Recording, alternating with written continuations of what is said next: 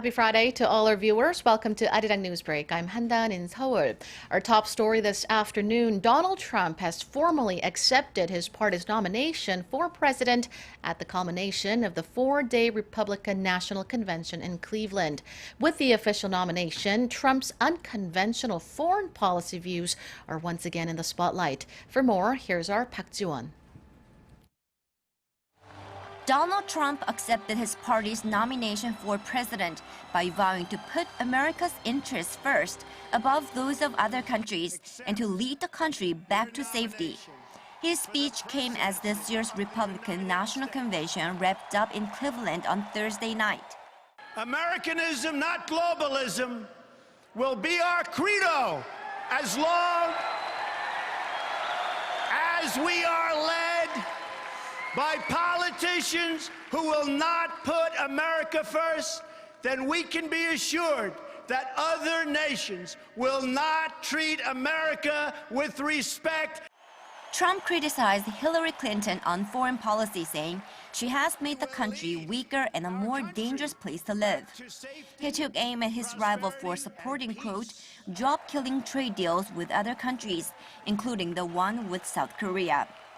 A day earlier, Trump reiterated his non-traditional foreign policy stance in an interview with the New York Times, saying once again that U.S. allies, including South Korea, will have to contribute more if they want U.S. military protection.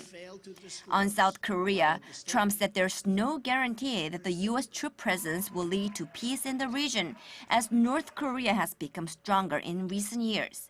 He also mentioned the possibility of abandoning NATO members if they are attacked, saying he would decide based on their contributions to the U.S.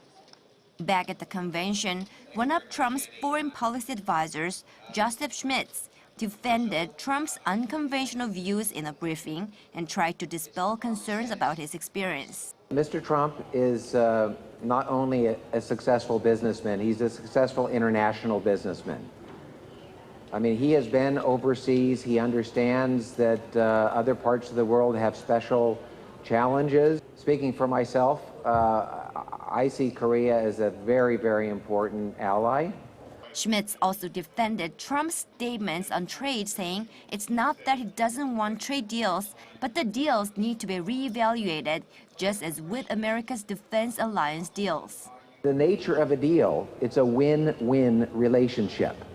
And sometimes deals over time change based on circumstances that weren't anticipated by the parties.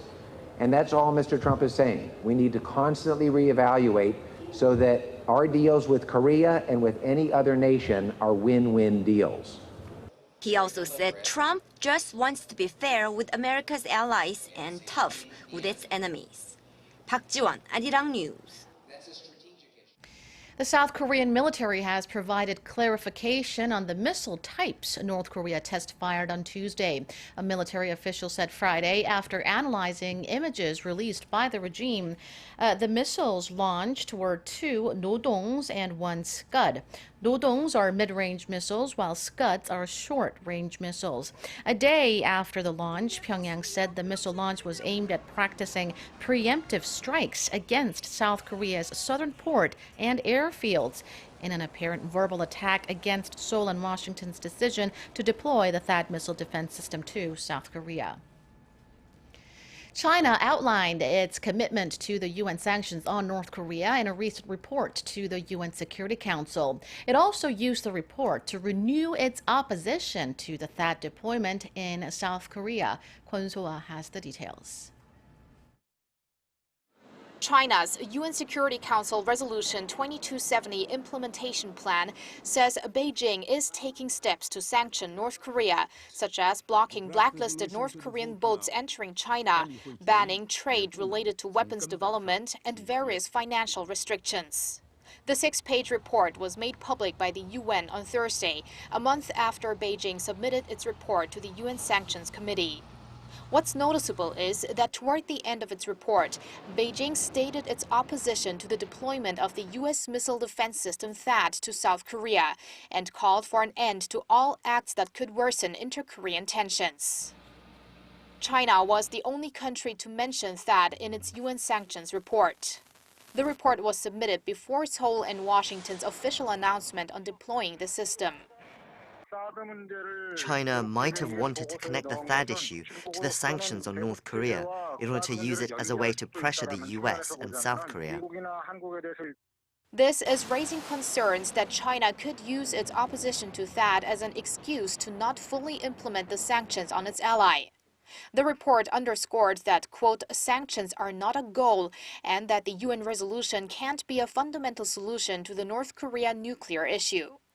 A foreign ministry official told Arirang TV on Friday that the ministry maintains its stance that China's commitment to the sanctions resolution and its objections to THAAD are two separate matters. Kwon So-ah, Arirang News. Another warning sign ahead for the Korean economy. Korean shipbuilders have seen their orders sink to a record 12-year low, according to data compiled by Clarkson Research Services on Friday. Korean shipbuilders saw their order backlog drop 20% from a year earlier to 25.1 million compensated gross tons, or CGT, as of the end of June. The previous low was 24.1 million CGT in January 2004. Chinese and Japanese shipbuilders also saw slight decreases of 11% and 14%, but orders from domestic shipping companies seem to have cushioned the blow.